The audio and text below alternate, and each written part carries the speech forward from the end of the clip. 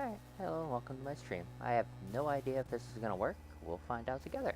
And I guess let's see how this goes. I will be playing A Nightmare on Elm Street today. I'll probably do a full playthrough, but if I get a game over, I'll probably stop there. Alright, let's do this.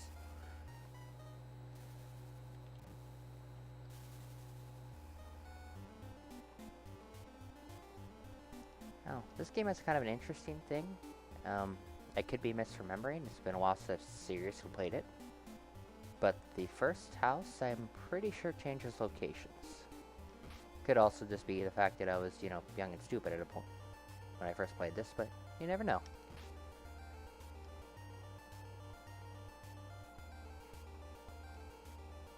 Overall, the controls are a bit floaty. It's not terrible. It takes some getting used to. One really big annoyance I've always had with the game has been the health bar. You don't really have a health bar.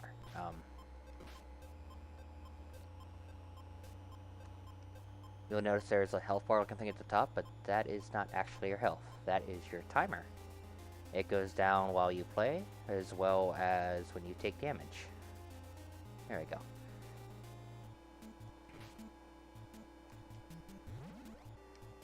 It does have a bit of an interesting mechanic with that in mind. The only thing that sucks about it is since you don't actually see your health bar, you don't really know how close you are to death until you just, well, fall over dead.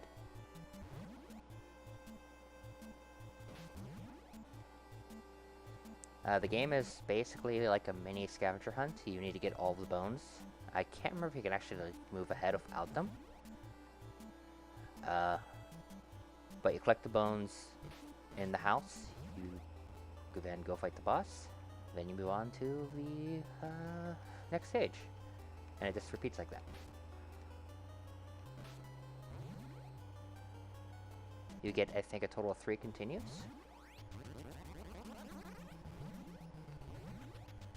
And you get a good amount of lives. You also get a bunch of lives as you play. I'm pretty sure every time you beat a stage, you get a 1-up.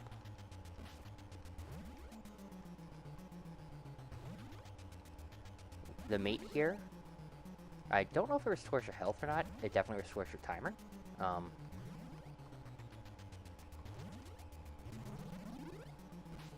But if that timer ever hits 0, you fall asleep.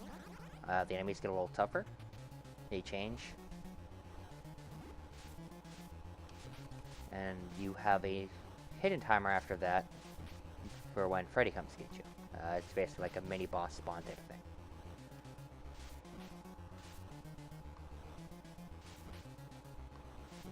Now, when you were watching, you saw me pick up the little gray box things. It's what gave me this. It's basically a power-up you can only use in the dream world.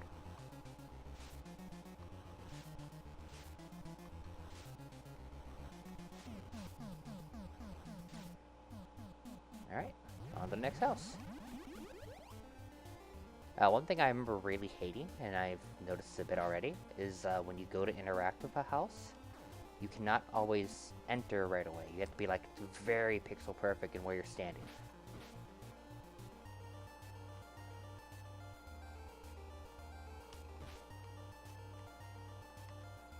So sometimes you'll think you'll be able to enter it, and you just can't. I don't know if there's actually a way to tell which house you're supposed to go into next, because they're all static. They don't change in appearance, I'm pretty sure. I could be mistaken.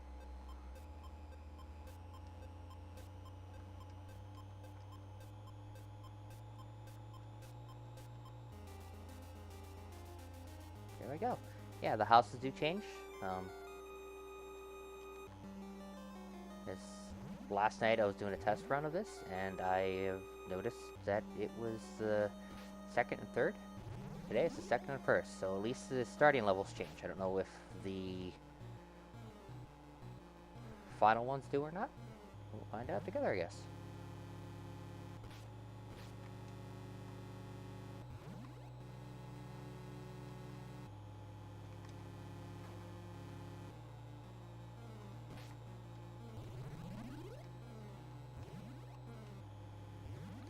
Bats can be a little annoying because they persist through the screen. and they also respawn pretty quickly. Well, not even so much respawning, they actively spawn as you play, so you can get multiple on the screen. I don't know if there's a limit, I've never really tested it. I am probably going to fall asleep here, so you're probably going to get to see the mini-boss thing.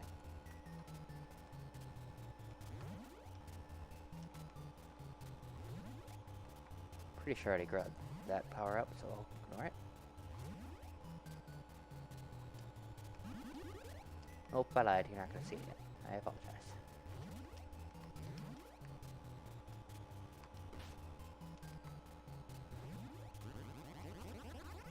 Alright, boss fight. They're not getting a new one yet?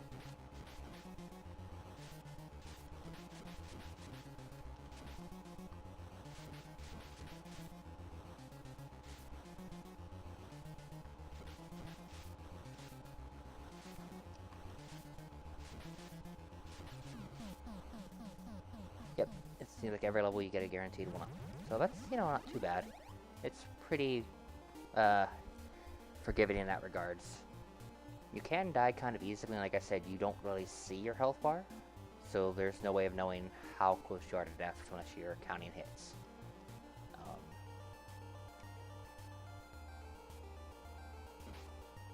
Obviously, the enemies don't really make too much sense in a Nightmare on Elm Street game, but, you know, there's only so much you can do, I suppose.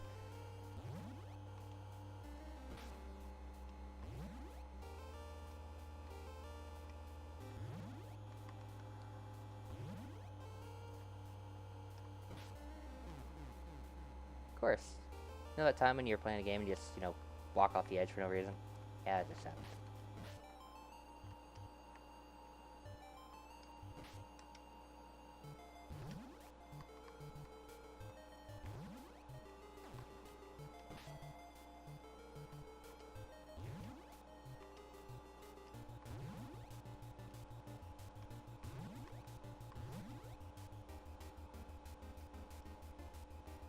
Okay, now you'll see that is a different one. That gives you a different power-up in the dream world. I think that was the wizard, or maybe that was the ninja. No, that's the ninja, okay. I have all three now. I'll show you each once I fall asleep again. Growing up, I used to like the ninja the most. I don't know if that's actually the best one. Each one has a slightly different feel to it.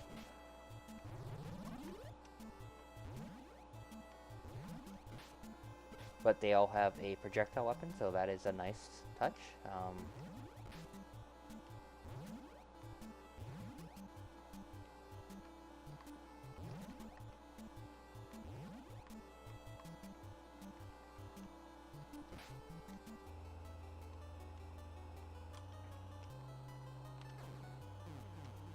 Oh, that was a fast-moving bat.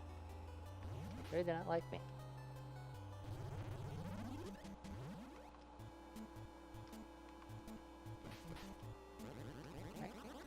Moving on to the last part of the level, I believe. Yep. Now, here's where you'll see the annoying part.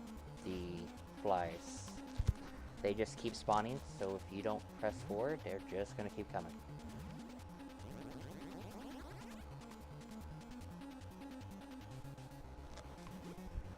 This is the ninja. He has a jump kick and a throwing star. The wizard can kind of be floaty, which is nice for certain jumps.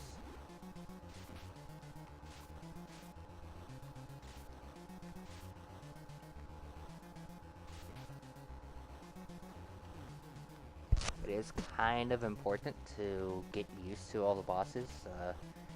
It has the Capcom style last boss gauntlet rush, or boss rush typical thing. So if you do not have it set up, you are going to be having a bad time.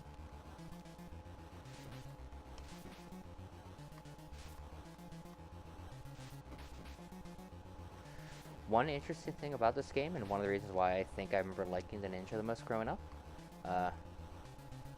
he has a jump kick, and if don't know if you see it yet or not, but whenever you damage an enemy, you get the advantage of having invincibility frames for 2 seconds. No, not seconds, but while they're flashing and you can't hit them, they cannot hit you.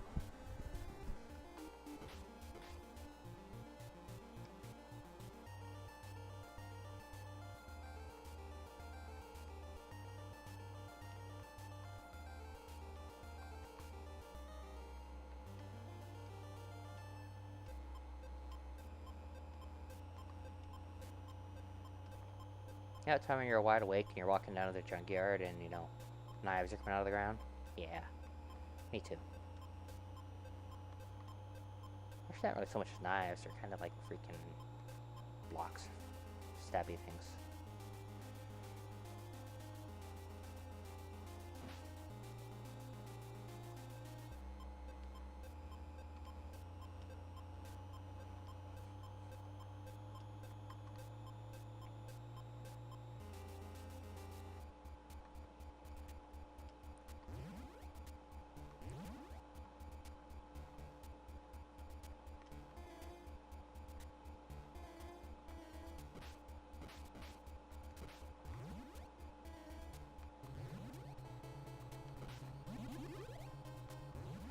I think this came out around the time 3 did, or the movie, I mean.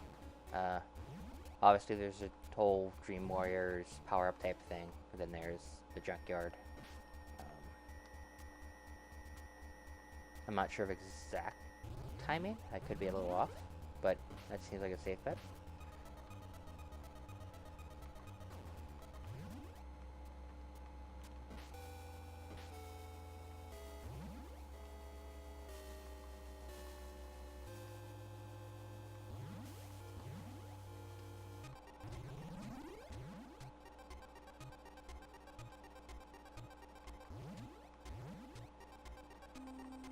Now, one thing I do like about this game, but I never got to really do it much growing up, is it is 4 players. I don't know how well it ran, and I imagine some of these jumps would be a very big pain in the ass. But it's still a nice addition. I mean, co-op games are fun, and well, NES was a perfect time to do that. I really don't know how popular the the 4-way adapter was. I can't remember what the exact name of it was, and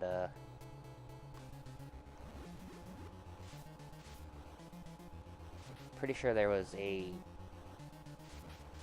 front loader that had 4 controller ports, but I can't remember. I only saw 1 or 2 growing up, but I'm not sure how common that was.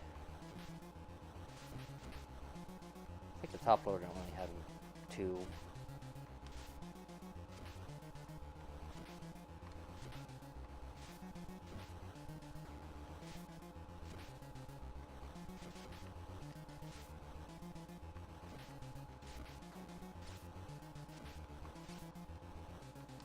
The claw is the easiest boss too, at least in my opinion.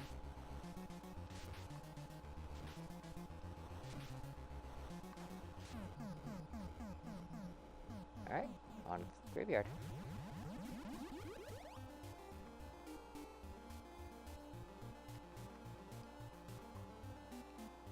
Growing up, this is where I usually died the most. The last boss is a bit erratic. It's kind of annoying, but it's not too bad, I guess.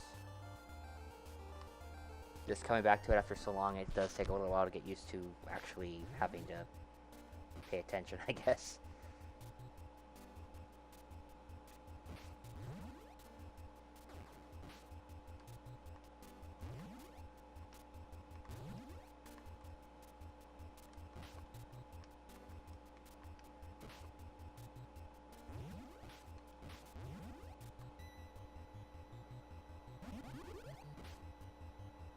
Find out pretty quickly if that actually heals or not.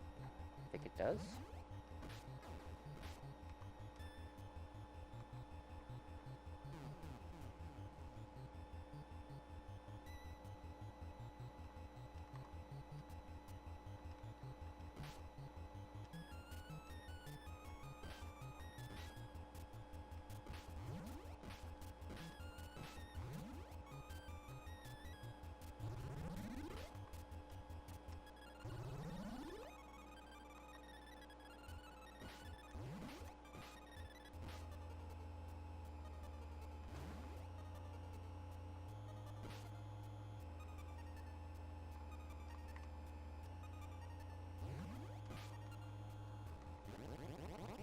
now we're good for the boss.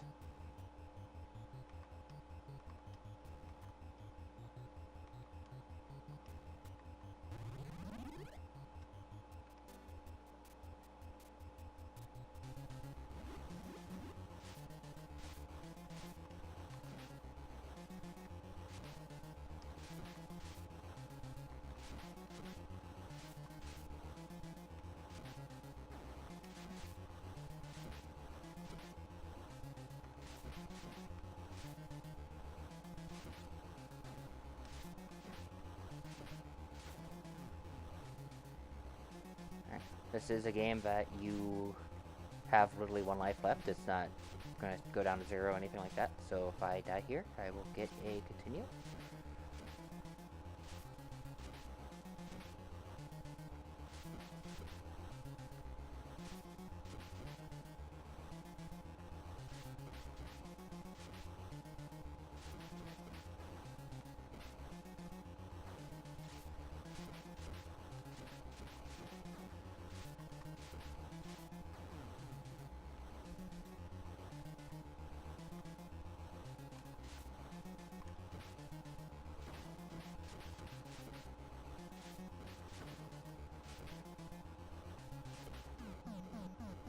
There we go. Alright. I can't remember if it's the school or Freddy's house next. I think it's Freddy's house.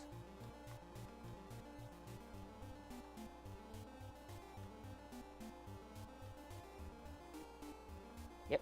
Alright.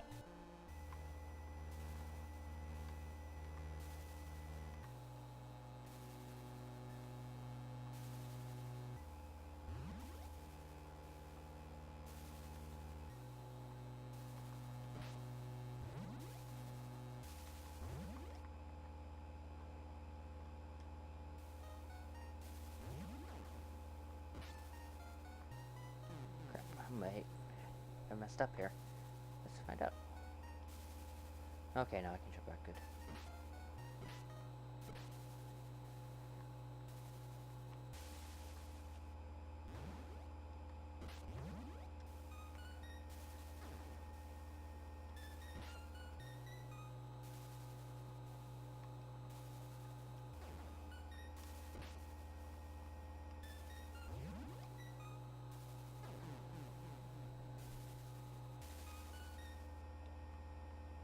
I think you can take like 4 or 5 hits before dying.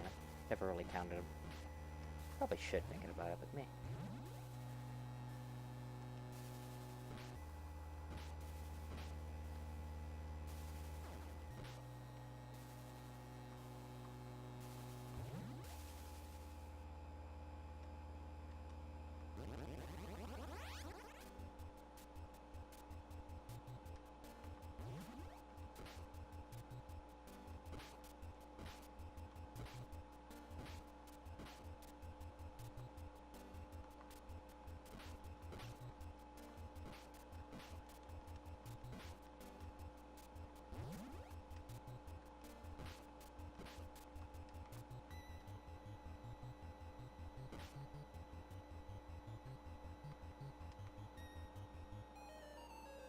Oh, there we go. Ran out of time, and I'm falling asleep.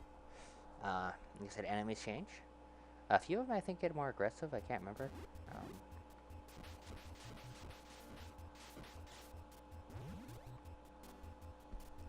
Now there is a mechanic here where if you take too long in the dream, you will have a like mini boss encounter with Freddy. It's actually pretty easy.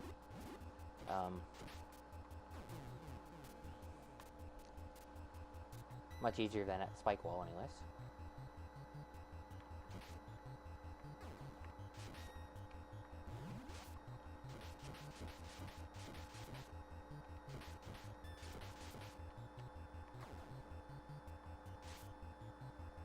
Well, I'm not trying to die before the last boss.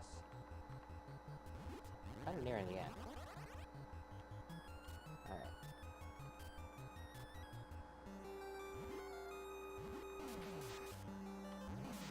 Yeah, each one of these have a slightly different ability. The wizard can float when they jump. So I guess that would be nice for a few of the bones. The ninja has a jump kick, and he can throw a shuriken. The shuriken's kinda close range, so I have a feeling that actually is probably the strongest attack.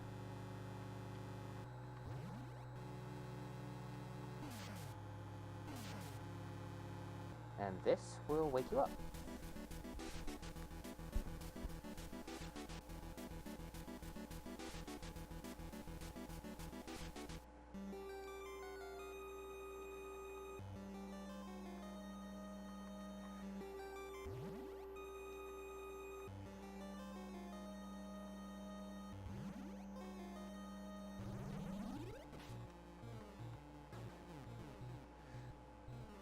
Definitely does not recover health, however.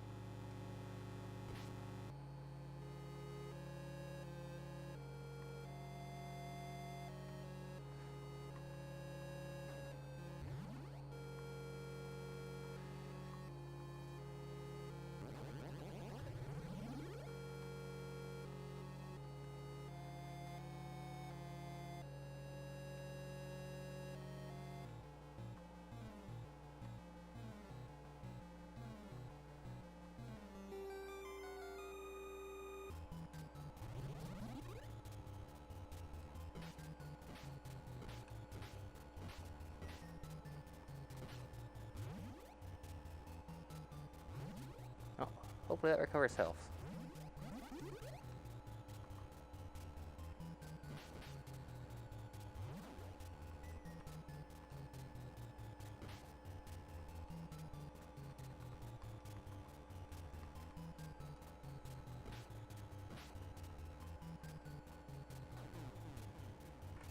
Does not recover health. Good to know.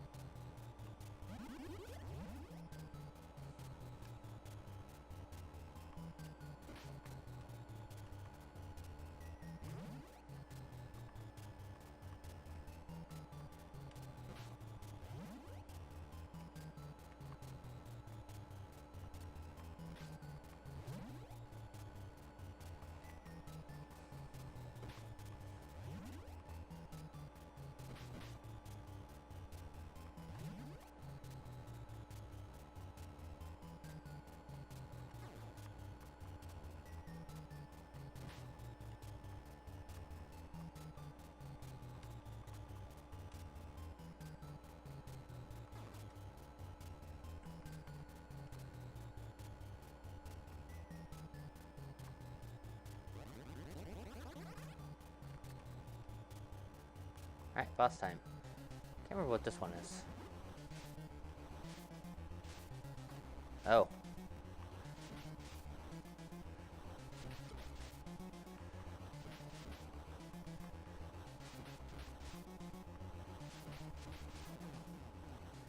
Alright, gotta continue. And hopefully I can finish the game. So almost at the end.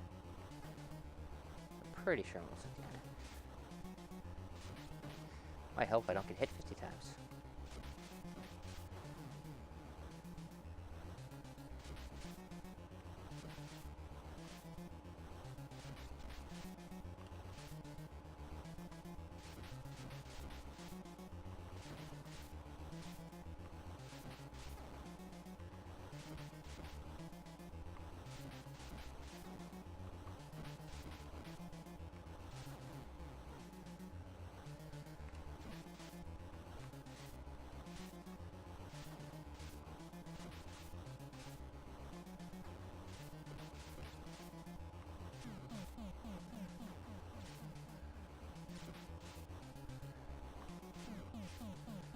Alright.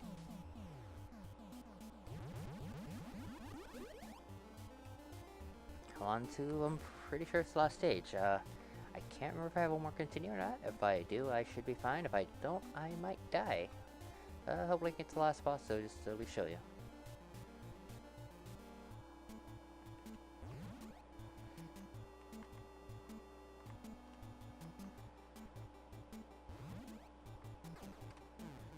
That's not gonna help.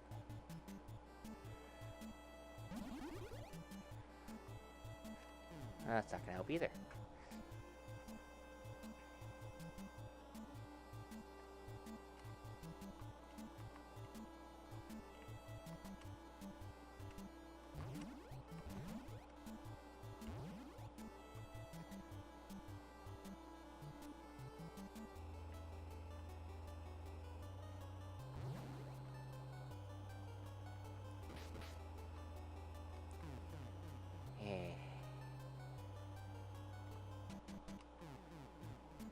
Do I maybe come from the other side? Oh, I gotta continue good.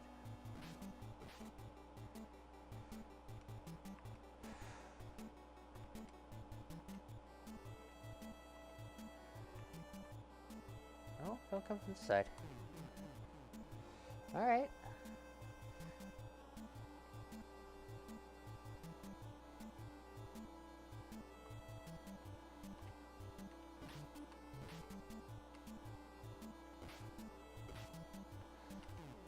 Well, that don't help.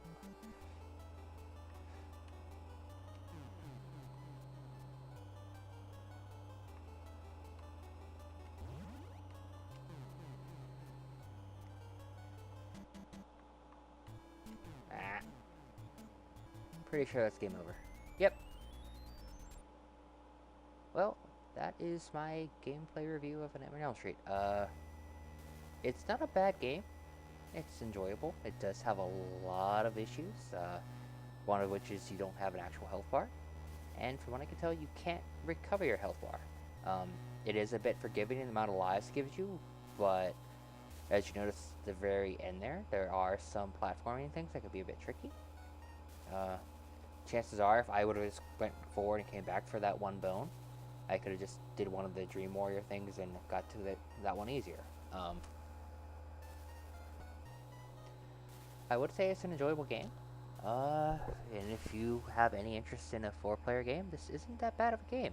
So yeah, that is my run-through of A Nightmare on Elm Street. Maybe I'll revisit it and beat it sometime, but that's it. Thank you for watching.